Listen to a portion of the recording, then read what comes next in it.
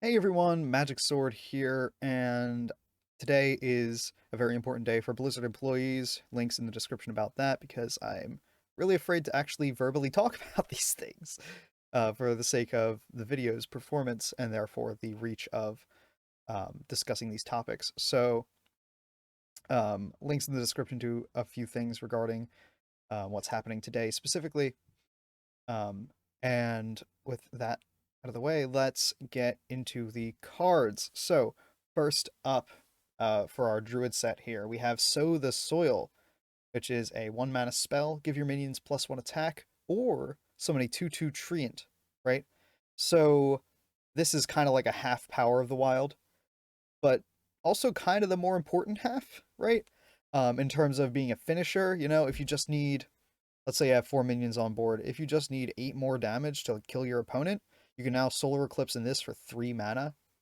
This is very powerful as a finisher because sometimes, let's say it's like turn 5, you just used Lightning Bloom, you're overloaded, you only have 3 mana. Well, this might be enough to get that final push in, whereas before, you'd just have to use Power of the Wild and kind of like float a mana or whatever, right? So, thinking about this in the context of Spell Druid, right? Another cheap spell for that, another great way to either build up the board or buff your existing board, right? In that same way, it is very similar to Power of the Wild, right? When you summon it pound for pound, right? 1 mana to summon a 2/2 is better than 2 mana to summon a 3/2. So the minion option here is actually more appealing than normal. You could also compare this to, we had a similar one where you could summon a Treant, a 2/2 Treant, or give a minion +2 health and taunt.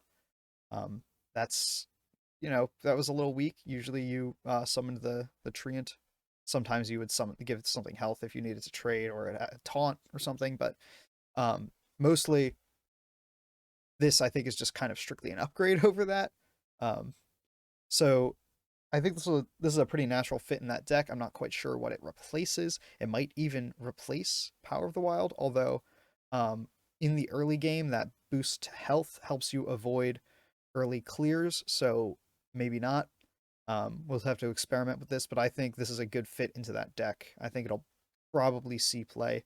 It's just a matter of what exactly it's edging out.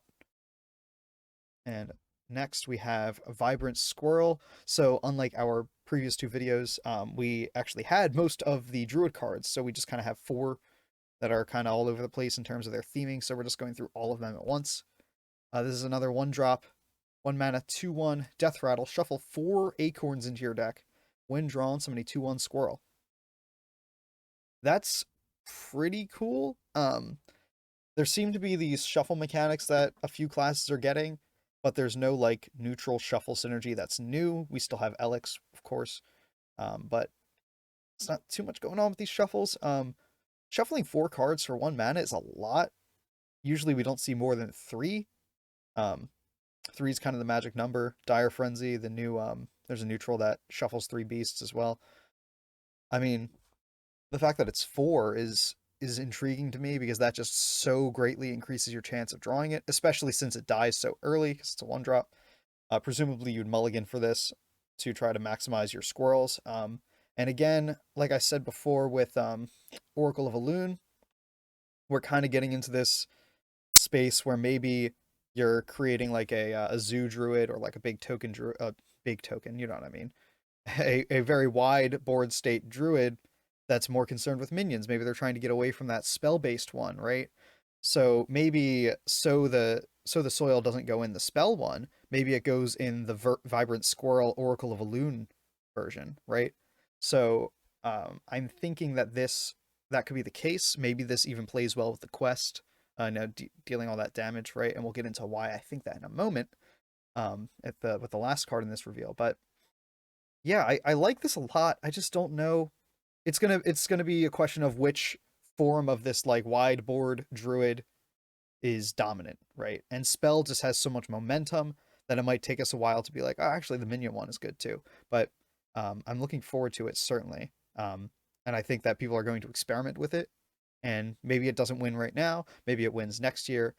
Maybe the next expansion, or maybe the following year once all that Skullman stuff rotates out, right? Um, but definitely. a slightly different take on the archetype that I kind of like. We also have composting, right? So sometimes when you play these decks, these wide board druid decks, you kind of run out of board space or cards in hand. I mean, the opposite kind of. So 2 mana, give your minions death rattle, draw a card is pretty nice. This is like a take on the give your minions revive this minion, or give your minions send this minion back to your hand, right? Put a copy in your hand, whatever. It's kind of a take on that we've seen in Shaman and Druid. But this, of course, is just drawing a new card, so it doesn't generate resources. You are still burning through your deck, but for something like Spell Druid, that might be what you want to do, as opposed to getting like 5 Gibberlings in hand, right? So in the context of, say, like Gibberling or all these Squirrels, you kind of don't want just like 1 mana 2/1s in your hand. You want things with effects, which your spells or your other cards in deck do have. So in the current context of these wideboard druids, this card makes more sense than the spores type cards have historically. So I think that this is more likely to see play than those. I don't know if that means it'll see play. Um, and it's pretty cheap, which is another big bonus in its favor, but I'm kind of on the fence about it being like good enough to see play. So it might just edge something out. It might not, depending on how desperately these new decks need reload, right? Um, but the reason I've said that we might see those squirrels and all that, why this wideboard druid might also fit with Lost in the Park, the druid quest line, is this card right here. So this is the sort of quest line support that we didn't really see. We had Park Panther, of course, but now we have Wickerclaw as well. 2 mana, 1/4 beast. After your hero gains attack, this minion gains 2 attack. So that's every instance of your hero gaining attack. If you use your hero power and 2 pounces, this becomes a 7/4. You get a Salty Dog, right? Which is historically a bad card, but you've just beefed up your hero. You can trade, you can take out whatever card they played the previous turn.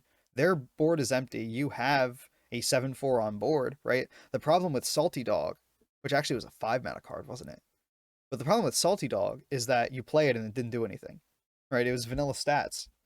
So it was just kind of there, and then it died to a 3-drop. Well, this, first of all, it's a 2-drop. So even if you just play this and then double pounce, you kill their 2-drop, you get a 5/4, and then you end your turn, and you're happy about it. And I'm also going to skip over to a card we just talked about, Oracle of Elune, right? After you play a minion that costs 2 or less, summon a copy of it. That combined with Wickerclaw on turn 4, so you Elune on 3, Wickerclaw on 4. You now have 2 3/4s for 4 mana, because let's assume you're using your hero power in conjunction with it. That's really good. Um, so these synergies are also something you need to keep in mind when you look at Wickerclaw and Squirrel. It might be just consistent enough to build an archetype around. I don't think it'll be like a tier 1 deck, but I think it will be viable. I think it'll definitely be fun, right? So we're talking at least tier 3, right? Just a quick review of how tiers work. Tier 1 is the best of the best, over like 50 something percent win rate. Tier 2 is bounded between whatever your threshold for tier 1 is and then 50%. And tier 3 is the average win rate is below 50%, but a good pilot, somebody who's like really into the deck, can really make it work. This is where most of Brian Kibler's decks fall, where he's just having fun with the game. He's just like, yeah, I'm gonna build Dragon Battlecry Murloc Shaman, and I'm gonna win with it, And like anyone else picks up that deck, they're not gonna do that well. But he's doing very well with those crazy decks because he's a good card player, right? Um, so tier 3 is kind of like the pilot dependent. They'll never be as good as tier 1 because that same great pilot can pilot a tier 1 deck well as well. So this is probably going to be like a tier 3, maybe tier 2 deck for the time being. But I think we'll be quite happy with this kind of look into Druid. So that's it for the Druid cards. Next up, we're just going down the class list, right? So things might get a little funky. I don't have everything totally solidified with how things are going to shake out with some archetypes are way bigger, and that leaves like 2 cards left in that class. I'm like, do I just pile a bunch of neutrals in there to buff out the video? We'll see. Hunter's kind of in that confusing spot, so we'll see that shortly. But otherwise, if you want to see how I'm doing all this, go ahead and subscribe, and you'll see the next videos come out. Go ahead and leave comments. Tell me what you think about this sort of new wide board druid take that we're seeing here. And make sure you leave a like if you like the video. And I will see you later today.